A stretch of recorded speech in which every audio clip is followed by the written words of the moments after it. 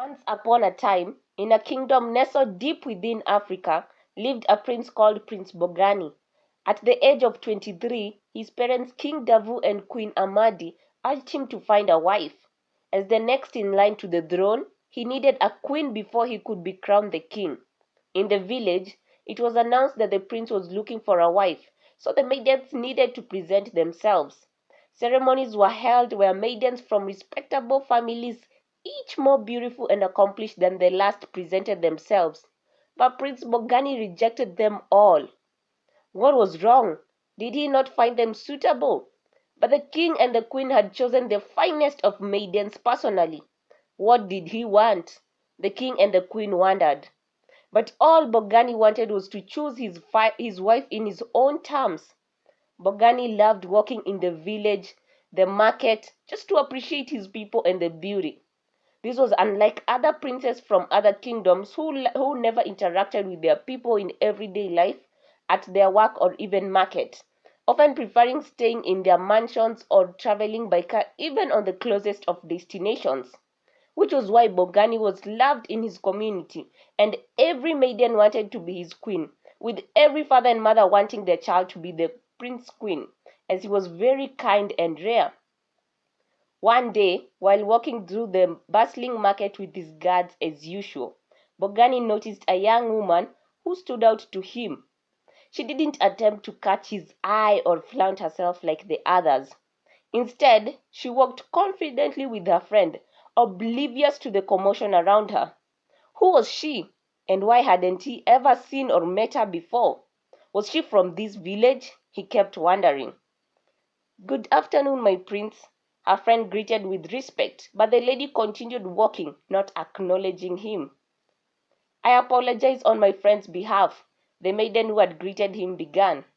But he was too intrigued to be bothered. He didn't hear her full statement as he rushed to speak to the lady. When he touched her shoulder, she abruptly shook his hand off. "I'm so sorry. I didn't mean to be rude. I just wanted to talk to you. I am Bogani," he apologized. As their eyes met, Bongani was struck by her beauty and strength. Where had she been all his life? He was too mesmerized to talk. She touched him on the shoulder, washing him with some inner peace he had never felt before. It also brought him to earth. "Oh, sorry. I was saying, I am Bogani, Prince Bogani. What is your name?" he said, finding his voice. He tried engaging her in a conversation, but she remained silent, staring intently at his lips. Okay, was that a sign that she wanted? "Sorry, but she's deaf, and that is why she cannot reply to you, as she doesn't understand you," the lady's friend said, catching up to him. Oh, no wonder she was silent and had an intense focus on his lips. She wasn't a pervert after all. Bogani breathed a sigh of relief. "How can I talk to her and she answers?" he asked the friend. "And I'm so sorry I left while you were talking. What is your name?" he added. "It's all right, my prince. I am Amara and this is my friend Amma. You can speak and I can translate to her through sign language. She replies through sign language and I can translate it to you. I am also her translator," Amara replied. "You're a good friend, Amara," the prince replied. Bogani introduced himself and Amara interpreted his words into sign language for Amma. They talked for a while before Amma and Amara had to leave, as Amma had to take the vegetables to her mother who was waiting, and she was already late. Captivated, Bogani found himself returning to the market daily, hoping to see her again. After several days, he finally met her once more. She curtsied, smiling at him. "Hello, it's nice to see you again. I've been trying to meet you. How have you been?" he said. She held his mouth, stopping him. Had he done something wrong? The guards were perplexed. Why was she holding their precious prince's mouth? No one ever interrupted their prince from speaking. Just when they were about to act out, she tried explaining to him that he was too fast and needed to slow down so that she could understand. She tried to tell him through sign language, but he didn't understand. So she wrote down on the soil. When he finally understood it, he asked his guards to bring him a pen and a paper, which they brought to him immediately. She taught him to speak slowly so that she could read his lips, and even taught him a few sign languages. They walked through to the market together, talking and laughing. "That is the first time I'm hearing our prince laugh hard in months," one guard said. "How? I don't even understand her," the other guard replied. To the shock of the guards and everyone, the prince sat down helping Amma sell the fruits and vegetables. "My prince, what are you doing? That is not your duty. People are staring," one guard said. "Am I complaining, Eduka?" the prince replied. "No, sir, but she's making you stoop so low. As a prince, you cannot be seen doing that. They'll think you have gone mad, and it will dirtify your royal clothes," Abe, the other guard, explained. "Amma here has not made me do a thing. I offered, and I do not care what other people say. If you're ashamed, then you can go back home. I will come alone," Bogani replied. They knew not to push, as he had a temper. "My prince, what are you doing in the market? Shouldn't you be in the palace? That is work for other people like her. Why don't you let your guards do that?" a lady said, approaching. This wasn't the first maiden to come and say that to him. "Sorry, but today I am not here as the prince, but as a seller. I only talk to people buying, and if you're not interested in buying, kindly move along. The line is very long," he replied. Some customers bought from them just to catch the prince's attention, but Bogani was not interested. His heart and eyes remained focused on Amma. That evening, he walked with Amma up to her home as she had declined a ride, telling him she preferred walking as it brought clarity and peace within her. "My prince, welcome," Amma's mother greeted. "Please have a seat and have tea with us," she added. "You don't even know how he likes his tea, and the prince would never sit in such a homestead, a shabby one at that," Eduka said with disdain. "Eduka! Eduka! How many times have I called you?" the prince said angrily. "I'm so sorry, my prince." "2 times," Eduka replied apologetically. "You are testing me now. Is that the way you speak to your elder? Apologize now," he boomed angrily. "I'm so sorry, ma'am, for being rude. Please forgive me," he apologized immediately. "Both of you leave now. I am going to have tea with Amma and her mother. I will come back alone," Bogani said. But my prince, we can't leave you alone. We are meant to be with you all the time, protecting you," Abe said. "Did I stutter?" he said angrily, standing up. They scattered away. They didn't need a repeat of the last time they had angered him. Amma's and Bogani's bond grew stronger with each passing day. One day, Amma didn't appear at the market. What had happened? Was she sick? Concerned, Bogani went to her home to find Amma and her mother in tears, their home in ruins. He couldn't stand her being hurt. It broke his heart into millions of pieces. "Amma, talk to me. What happened?" he asked Amma, but Amma kept crying, throwing little punches on his chest.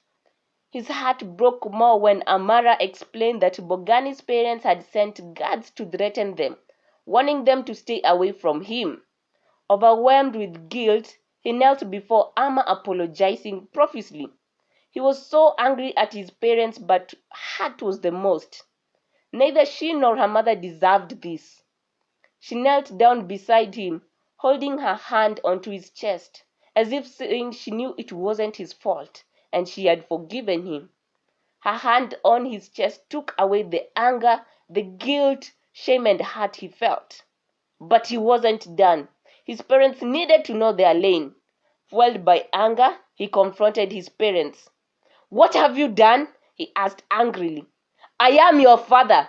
Do not speak to me like that, young man," the king, his father, warned. "You lost that title the moment you did that to Amma and her mother. What did she do to deserve that cruelty? Why? He asked. Are you seriously talking to your father, the king, in such a tone because of a nobody? She has certainly bewitched you. I even had you sell on the market with her. A full-grown prince in the market. What has she done to you, my son? His mother, the queen, replied. She has not bewitched me. I love her and she will be my queen, Bogani replied. Never, not as long as I breathe. She's a flea, a nobody, and I'll keep on treating her as such. You keep on seeing her, and I'll keep hurting her until both of you understand you are from two different worlds, his father replied angrily. Never talk about her like that, and if you dare hurt her, you'll have to go through me first, and I promise, father, you don't want to see that side of me, Bogani said, pinning his father by the wall, shocking all of them. Oh my God, you have gone mad, his mother screamed. I will lay my life for her and denounce the throne for her. Just dare me, he angrily said, walking out. He bought Amma and her mother a large piece of land and house and moved them in. Amma was so grateful to him. Bogani spent most of his time with Amma, their relationship blossoming into a deep love. Desperate to calm their son's anger, which had become more terrifying with the years, the king and queen consulted the chief priest, who told them that only Bogani could find his own cure. One day, Bogani brought Amma to the palace, introducing her as his future wife. Never! She cannot be your queen. I refuse. A deaf woman? Unheard of, the queen rejected.